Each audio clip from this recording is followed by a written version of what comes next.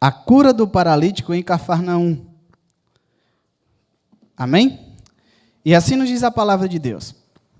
Dias depois, entrou Jesus de novo em Cafarnaum, e logo ocorreu que ele estava em casa.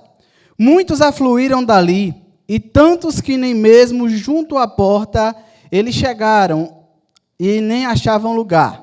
E anunciaram a palavra, e alguns foram ter com eles, e conduziam-lhe um paralítico levado por 4 homens, e não podendo aproximar-se dele, como a multidão o cobriam, subiram e descobriram o eirado ao ponto correspondente ao que estavam fazendo uma abertura, e baixaram o leito em que jazia o doente.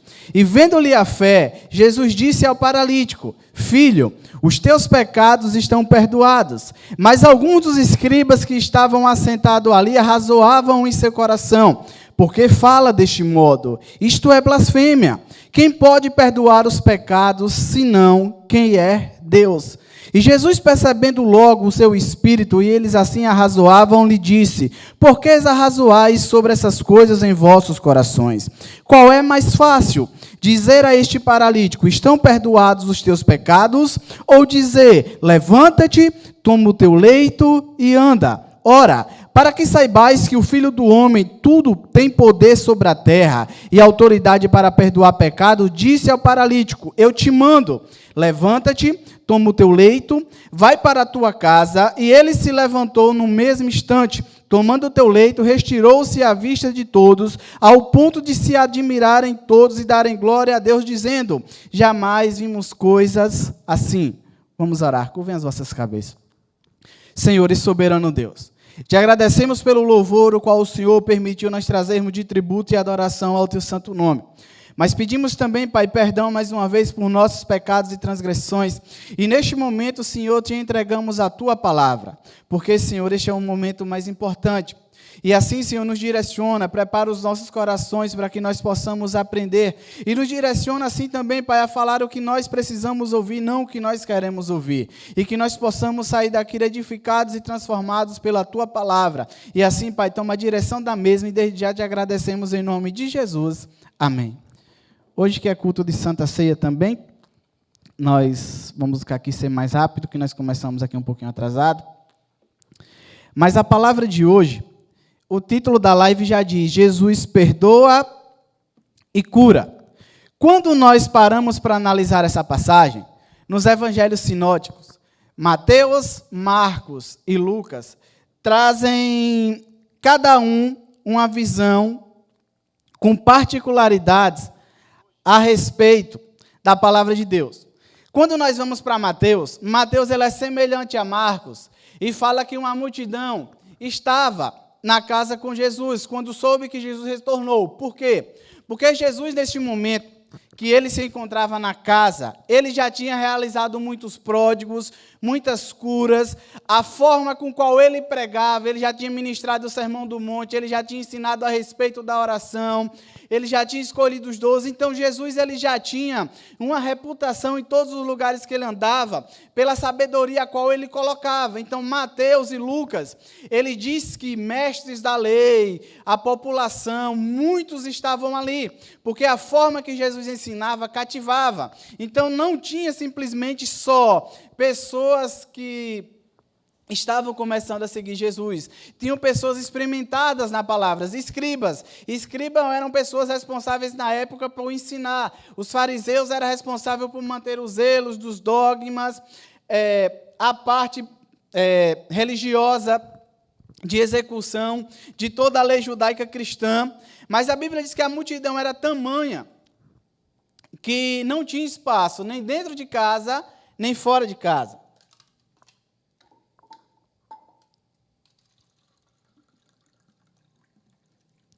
Só que Marcos, ele também traz um ponto interessante. Marcos, diferente de Mateus e Lucas, ele foca num paralítico e quem o ajudou. Diante de todo esse cenário, de onde Jesus se encontrava, das pessoas que estavam ao teu lado, nessa passagem, nós temos aqui 3 pontos a se analisar.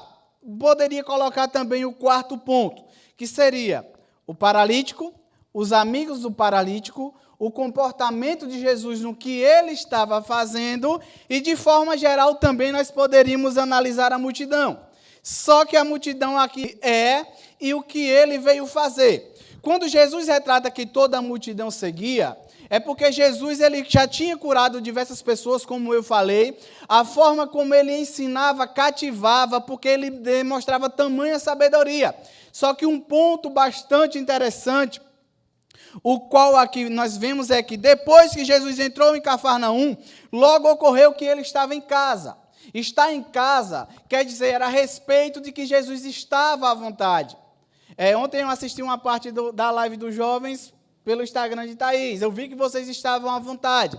O que é estar à vontade? É ensinando, pregando a palavra de maneira tranquila, sem se importar com quem estava avaliando, sem esperar criar expectativa numa plateia, em quem o ouvia. Então, Jesus estava em casa numa tranquilidade que ele não estava olhando, porque você viu que Mateus falou, tinha escribas, tinha fariseus, tinha pessoas ali acompanhando. Quando você vai para o livro de Lucas também diz que naquele momento em que Jesus pregava, estava sobre Jesus autoridade para curar pessoas. Então Jesus estava pregando, como também tinha pessoas enfermas ali para ser curada. Só que quando Jesus estava em casa, Jesus estava à vontade para pregar o evangelho. Jesus ele não estava preocupado em pregar para os escribas, nem muito menos para curar simplesmente quem estava enfermo, mas Jesus estava ali expondo o evangelho, pregando a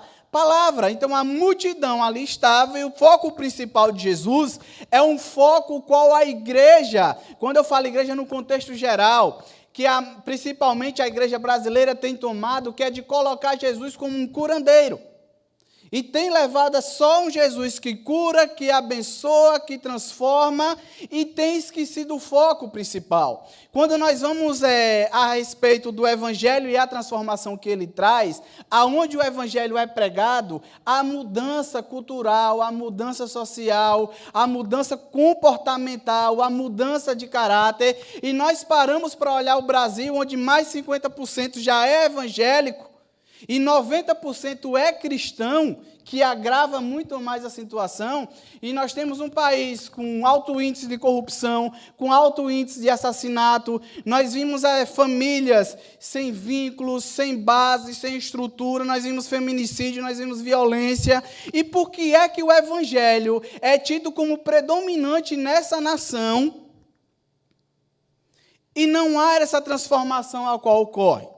Quando nós paramos para analisar o marketing que se é utilizado, venha para ser curado, venha para ser abençoado, venha na minha igreja que hoje vai ter um pastor que tem uma oração poderosa que cura, e nós marketamos Jesus a respeito do que ele pode oferecer, não a maneira qual ele pode transformar. Nós sabemos que Jesus cura, porque aqui nós vimos em Lucas que diz, Jesus estava sobre ele com autoridade para curar enfermos. Quando nós pegamos diversas outras passagens, principalmente aqui no livro de Marcos, nós vimos que Jesus curou o leproso, a sogra de Pedro, e entre outras coisas. Então nós sabemos que Jesus cura, só que Jesus nessa passagem, ele voltou, multidão o seguia, e a multidão o seguia, e ele pregava a palavra.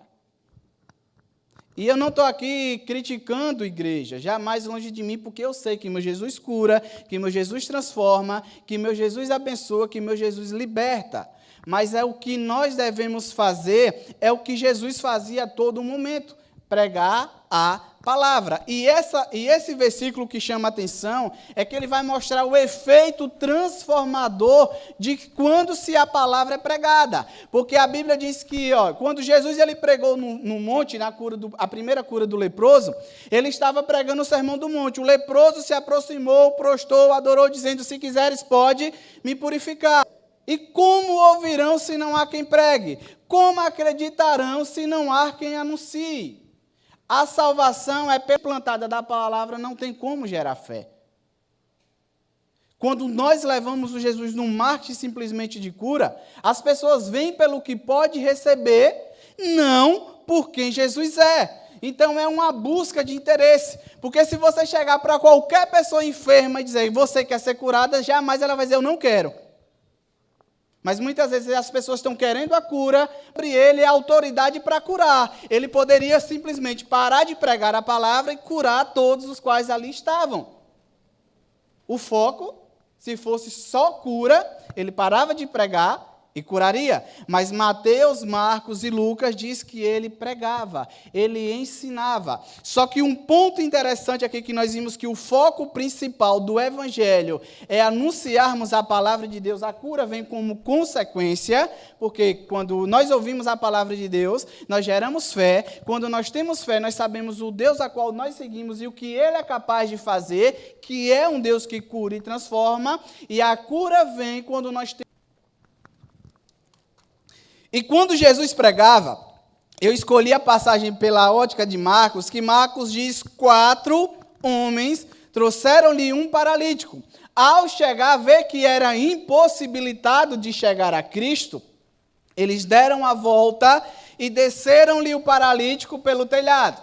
Quando eu falei de multidão, que é um ponto interessante a nós analisarmos, quem estava pregando? Multidão. Todos os quais ali estavam, em suma maioria, já eram judeus, conheciam a palavra de Deus, sabiam que tinha que ser solidário. Hoje, na Constituição atual do Brasil, deficientes têm o quê? Prioridades, não é isso? Gestantes têm prioridades por causa da dificuldade de acesso. Um paralítico chegou necessitando de cura. Qual foi o comportamento da multidão? Eles deram passagem? Eles ajudaram o paralítico a chegar até Cristo? Eles ficaram como barreira. Nem sempre a multidão vai estar preocupada com o teu problema. Nem sempre a multidão vai estar disposta a te ajudar. Todos ali estavam ouvindo a palavra de quem? De Deus. Nem todo mundo vai se importar com você. Não espere da multidão compaixão. Muitas vezes nós buscamos tudo que nós buscamos fazer na vida, você pode olhar que é de forma inconsciente. Quando você se veste, você se sente bem ou com o julgamento da multidão. Quando você quer ser reconhecido por seus pais ou pela multidão. Quando você busca conquistar para você ou para que a multidão possa te ver. Você vê que inconscientemente a maioria das coisas que nós fazemos, eu estou dizendo, é nós, todo mundo. A multidão ela não vai se importar com você. Não vai. Só vai se importar quando você tem algo a oferecer. Elas não estavam preocupadas com o paralítico, elas estavam preocupadas em ouvir quem? Jesus. Solidariedade zero. É diferente nos dias de hoje? Não. Mas aqui Jesus, ao continuar pregando, Marcos fala de 4 pessoas. Amigos que estão aos nossos lados, que nos ajuda a conseguir os nossos objetivos e que quando nós não temos forças para ir, essas pessoas vão por nós. Porque ele era paralítico, tinha uma multidão a ser rompida e a fé. Porque se os seus amigos não acreditarem no seu sonho, e se ele não transformar? Nós vamos perder tempo. Então, os 4 amigos aqui, eles compraram a ideia. Pessoas próximas. Os seus amigos, eles têm o mesmo propósito. E qual é o propósito? Te ver bem. Porque os amigos vão dizer, não, já que a gente não pode passar, você fica, a gente vai rompendo a multidão, chega até Cristo que nós também queremos a nossa bênção, o nosso milagre. Mas os verdadeiros amigos jamais te abandonam. São muitos? Não, porque se fosse muita, a multidão teria cedido espaço. 4, é fácil? Não, porque os 4 amigos tiveram um obstáculo. Qual foi o obstáculo? Uma multidão a vencer. E o mais importante, a força da união, a verdadeira amizade busca soluções criativas. Quando nós falamos aqui descer pelo telhado, eu não vou estar aqui perdendo tempo falando da estrutura das casas de Israel, que o importante é a palavra. Mas para os irmãos terem uma noção, as casas de Israel, elas tinham as colunas principais, tinham placas de argilas que ficavam entre as paredes, e as pilastras principais eram cobertas por palhas secas e palhas verdes, que quando a água batia, não infiltrava no barro e não tinha problema de desmoronar. Mas também Israel tinha no telhado como se fosse sacada nos dias de hoje. Nos dias quentes, eles dormiam nas sacadas, descansavam nas sacadas durante a tarde. Quem aqui já assistiu aquele desenho bíblico do jovem rico? Passa uma parte em que ele é resgatado e é colocado na sacada da casa. Então, é mais ou menos aquela estrutura. Amém? Depois os irmãos buscam em casa. Então, o que acontece? A busca da determinação e também conhecimento, bem aonde Jesus estava. E agora o ponto interessante é que a Bíblia aqui diz que Jesus, ele diz Lucas, porque cada um traz uma visão diferente. Um vai focar nos fariseus, outro na multidão, outro na forma de cura. E nessas passagens ele diz que Jesus teve fé, porque a atitude dos 4 para levar o 5º, que era o mais necessitado, juntamente com ele, demonstrou que ele sabia que em Jesus estava a oportunidade de mudança de vida. Porque se não tivesse fé, eles iam dizer o quê? Uma multidão a romper, uma casa a desconstruir a estrutura, a confiança do paralítico nos 4 amigos, porque descer no leito, cena de filme, qual era o risco de vida? Se um saltasse, ele ia morrer. Então, ele colocou a sua vida na mão dos seus amigos. Confiança em Cristo e confiança nas pessoas os quais querem o teu bem. E aí você sempre vai ter alguém que querem o nosso bem e que a nossa vida muitas vezes está na mão dele. Confiar nem em nós mesmos, porque a Bíblia diz que o nosso coração ele é enganoso. Quando ela diz isso, não é porque nós não devemos confiar nas pessoas. Nós devemos acreditar e confiar nas pessoas, mas sabendo que em algum momento eles podem falhar. Mas essas pessoas falhas, quando nos amam, em muitos momentos elas vão estar sempre no nosso lado, nos ajudando. E mesmo falhando, quando elas reconhecem o erro, eles restauram amizades. Então, há pessoas de confiança, sim, eu não falei perfeitas. Há pessoas que nós precisamos para termos saúde emocional, sim. Há pessoas que seriam capazes de dar a nossa vida, quando eu digo dar a vida, é de entrega, em ajudar, em estar próximo, em ouvir. Sim, foi o que esses 4 fizeram em torno de uma pessoa. E isso encantou Jesus, porque Jesus tiveram fé.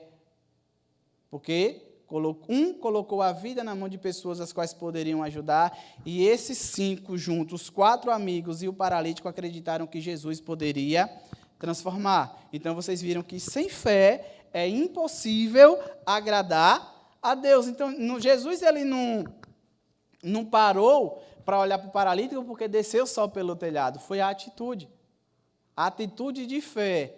Foi isso que aconteceu com a mulher do fluxo de sangue, que só tocou na orla, mas tocou-me de maneira diferente. Foi o que ele disse com a mulher cananeia, quando ele disse, a tua fé, a insistência. Foi o que ele disse ao centurião de Cafarnaum, a tua fé, porque nós vimos o agir de Deus. Então, não é buscar Jesus por buscar.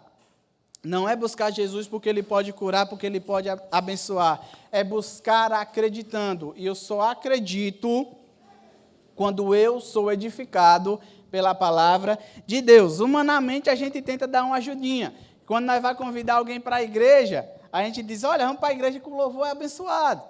Vamos para a igreja que tem uma pregação assim, tem fulano que é assim, tem Deltrano que é assim, porque é ele que vai solidificar por intermédio da palavra dele. É a mesma coisa, muitas vezes, quando nós pregamos a respeito da santidade. Alguns irmãos podem dizer, ele prega a respeito da santidade, mas ele não é totalmente santo. Só que quando nós pregamos a palavra de Deus, é uma coisa que eu digo sempre, nós devemos ter em mente que o evangelho ele é superior a mim.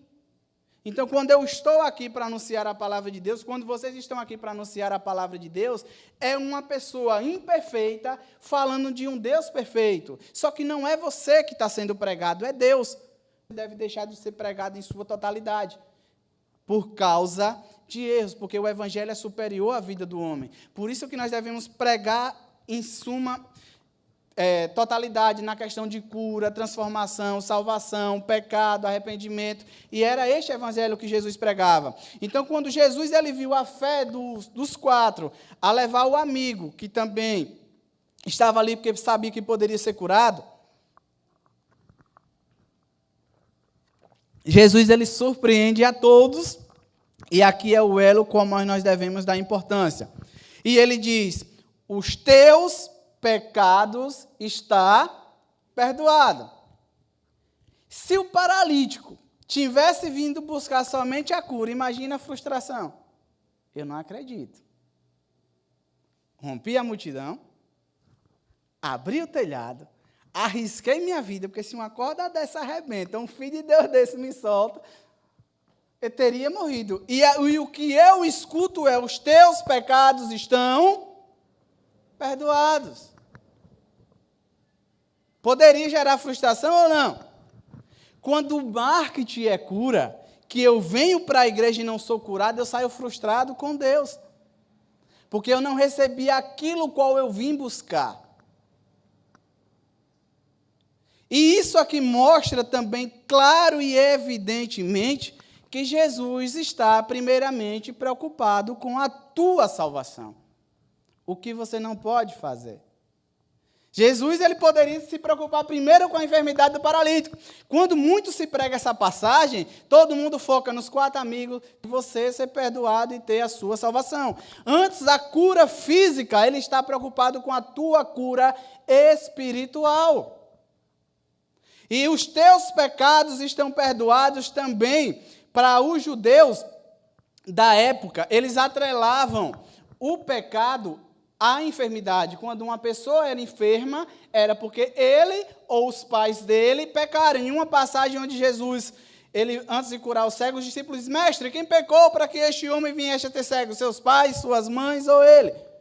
Aí Jesus disse: ninguém, mas para a honra e glória de Deus. E Deus curou. Só que Jesus aqui, seus pecados estão perdoados. E muitos blasfemaram em teu coração. Quem é este para dizer: os teus pecados estão perdoados? E Jesus aqui, ele conhece o coração de todos. Então, olha como Jesus é lindo. Porque quando ele estava preocupado em pregar o evangelho, ele conhecia o coração de cada um e o que cada um ali estava para buscar.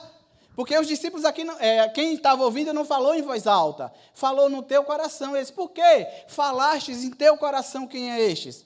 Jesus ele conhece o motivo real de que cada um está aqui. E muitas vezes, quando as pessoas vêm até aqui que não são transformados, é porque elas vêm buscar da maneira errada, da maneira qual é posta. E Jesus diz o quê? Pregue o evangelho para que entendam o verdadeiro sentido. E quando começaram a questionar, Jesus disse: eu quero é curar a tua alma, os teus pecados estão perdoados. Jesus não disse: levanta-te e anda. Primeiro, porque não há nada pior do que o sentimento de culpa. Quando nós vamos para o sentimento de culpa, eu vou dar aqui um exemplozinho de um filho de Deus pequeno. O próprio Deus disse que Davi era um homem segundo o seu coração. Davi era um homem segundo o coração de quem? De Deus. E Davi, ele pecou com Betseba, não é isso? Davi conseguiu todos os seus objetivos. Rei, casado com a mulher a qual ele cobiçou, conquistador, mas em um dos seus salmos, Davi disse: os meus ossos se destroem, se desfalecem, imagine a dor. Se você, quando os arqueólogos fazem escavação, eles acham ossos com milhares de quê? De anos. Uma das coisas mais difíceis de se decompor, uma das coisas mais resistentes. Se eu não me engano, eles toleram até 10 vezes mais o nosso. Ele diz: meu quarto se alaga com o meu planto. Eu não tenho paz. Por que é que Deus está preocupado com a minha cura? Davi tinha palácio, tinha cama, tinha conforto, mas tinha sono? Tinha guardas, mas tinha paz? Não. Tudo que você venha conquistar, se Jesus ele te der tudo aquilo o qual você busca, imagina o que você quer. Pode imaginar, fazer a lista. Eita, eu quero uma Ferrari, eu quero viajar, eu quero 10 mil. Pode sonhar alto. Conseguiu? No mesmo salmo ele diz, bendito o homem qual alcança a benevolência e a misericórdia do Senhor. Por isso que Jesus está primeiro preocupado na cura da nossa alma. Porque muitas vezes, emocionalmente, espiritualmente, eu não estou pronto para as bênçãos as quais estão por vir. E a cura da alma se torna o principal. Porque Jesus mesmo diz, o que adianta o homem ganhar o mundo inteiro e sua alma se perder? E agora eu vou fazer aqui uma perguntinha básica e você vai para casa. E vamos dizer assim, falta 8 dias para você ir para o céu. Jesus chegasse e diz, infelizmente eu lhe dei tudo o que você quis, mas a sua salvação você não irá conseguir. Você trocaria tudo pela salvação? Sim ou não? Vamos pensando para casa. E aí vocês pensem, o que é mais importante de eu conquistar? A minha salvação ou bens materiais, cura financeira? Quando eu digo conquistar, a salvação é pela graça, para não me interpretar errado. Mas quando eu digo conquista, é mudança de minha vida e aquilo qual eu busco. A palavra de Deus, ser transformado por Deus, ser uma pessoa melhor, que ele diz o quê? Eu sou a videira, vós sois o ramo e estáis ligado em mim. Então, se eu estou ligado em Cristo, eu vou buscar dar fruto semelhante a Ele. Eu vou ter transformação de vida, segundo Paulo, eu vou ser uma nova criatura. Então, eu vou ser transformado. Então, eu estou buscando essa sequência. Muitos dizem, eu estou buscando ser salvo. Eu vou ser transformado para ser salvo. Eu vou ser uma pessoa melhor para ser salvo. Não. Eu vou ser transformado porque eu sou salvo. Eu vou buscar ser uma pessoa melhor porque eu sou salvo. Eu vou buscar ser cada dia mais santo porque eu sou salvo. Cristo me salvou, mas eu sou feitura dele. Então, cada dia eu busco ser alguém melhor. No culto de Santa Ceia, nós estamos declarando isso, que nós somos corpo dele e que antes volte para buscar a tua igreja. Então, quando Jesus voltar, nós temos que ser encontrado da forma qual ele foi encontrado. O quê? Pregando, estão perdoado. Jesus aqui, ele chocou toda a multidão ali o que ouvia. Porque muitos dizem, uma cena cinematográfica dessa, a primeira coisa que ele tem que fazer é curar. Só que Jesus, a tua fé foi maravilhosa. A sua atitude de vocês foram louváveis. Mas os teus pecados estão perdoados. Pronto. É a principal preocupação de Cristo. Por quê? Porque a Bíblia diz que todo o dinheiro do mundo é incapaz de comprar a salvação. Homem perfeito não existe. Então, todo o teu sacrifício para ser salvo também ele é em vão. Então, a única coisa que você não pode obter é a salvação por intermédio de você mesmo. A paralisia, não estou aqui dizendo que Jesus não cura, mas do pior dos piores, se este paralítico ele não fosse curado, ele ia ter uma coisa chamada paz de espírito. Ele ia ser feliz da forma a qual ele era. Quando eu digo era, é porque ele foi transformado. Ele conseguiria viver com contentamento. E o contentamento é o diferencial na minha e na sua vida.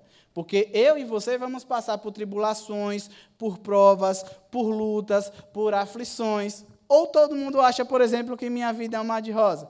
Desde quando eu me converti, tem hora que eu brinco com minha esposa. Deus deve pensar que eu sou Rambo Hulk. Que é cada missão, é cada fase que a gente para assim, Senhor, o Senhor permite, é porque o Senhor permite aquilo qual eu posso suportar. Mas que cada prova, cada luta vem me moldando e me transformando em um ser humano melhor. Mas o que é que me mantém feliz e alegre diante da presença de Deus? Contentamento, certeza da salvação, como também a certeza que Deus vai transformar a minha vida. Mas quem é este? Porque quando Jesus disse isso, ele estava dizendo quem ele era, o Filho de Deus. Se vocês forem olhar, por que é que Jesus ele fala, os seus pecados estão perdoados, e não foi acusado como blasfêmia? Porque se vocês pegarem outras passagens da Bíblia, por exemplo, no livro de Atos, o mago Simão que se converteu, o inimigo ele faz falsos pródigos, não é isso? A própria Bíblia adverte que até o inimigo ele conseguirá fazer falsos pródigos, curas e maravilhas. Mas perdoar pecados só um. Então Jesus ali ele estava ortogando. Eu sou o filho. Ali estavam vindo. O qual é mais fácil? Porque se ele não conseguisse curar consequentemente, ele poderia ter tido como blasfêmia. Porque qualquer um que ortogue o lugar de Deus é considerado como anátemas. E naquela época era simplesmente pena de morte. Blasfêmia contra Deus. Então Jesus, qual é mais fácil? Dizer os teus pecados estão perdoados ou levanta-te, toma o teu leito e anda. Porque se para aquela época a enfermidade era relacionada ao pecado, quando o paralítico levantou instantaneamente, Jesus ortogou: eu sou filho de Deus. E Jesus curou o paralítico. Essa passagem ela é linda. Eu vim para pregar a palavra. Amém? Porque poderíamos, mas só falta 16 minutos, o relógio não é crente. Então Jesus ele disse: eu vim para pregar a palavra. É ela o meio de vocês obterem a Deus. O que é que eu quero dizer para a igreja com isso? O seu Deus cura? Cura, mas tenha fidelidade em pregar a palavra. O teu Deus transforma? Sim, mas tenha fidelidade em pregar a palavra. O teu Deus prospera? Sim, mas tenha fidelidade em palavra. Vos será atendido. As pessoas complicam, porque querem buscar por interesse. Mas Jesus diz: quando vocês estão fazendo a minha vontade, edificado na minha palavra, vocês verão todas essas maravilhas. Então, Jesus curou aqui? Sim. Mas primeiro ele fez o que é mais importante na minha e na tua vida: perdão dos pecados. O que me traz tranquilidade e paz de espírito, porque não há nada pior do que consciência pesada, mente culpada. A psicologia hoje vive dizendo o quê? Não se culpe dos seus atos, tente viver. Você errou por não ter maturidade, você errou por não ter experiência, não se sinta culpado, não se sinta... A brasileira tem estados depressivos. Os outros 50 vai desenvolver. Sabe qual é o pior? O Brasil e o mundo não tem pessoas capacitadas para lidar com esse tipo de enfermidade. É o mal do século. Enquanto o mundo diz: não se sinta culpado, o segredo está aqui: os teus pecados estão perdoados. Depressão, de cobrança excessiva, expectativa, ansiedade, e tudo isso nós encontramos refúgio na palavra de Deus. Então, a fórmula mágica: quando você ouve de Jesus, os teus pecados estão perdoados, que você tem paz de espírito e que você começa a crescer na palavra de Deus, você começa a ser transformado. Então, é o maior presente que nós podemos ter. Curas físicas tem? Sim. Transformação? Sim. Prosperidade? Sim. Mas preguem a palavra de Deus em tempo e fora do tempo. Amém? E assim agradeço a oportunidade. Vamos nos colocar de pé e vamos orar pelo pão e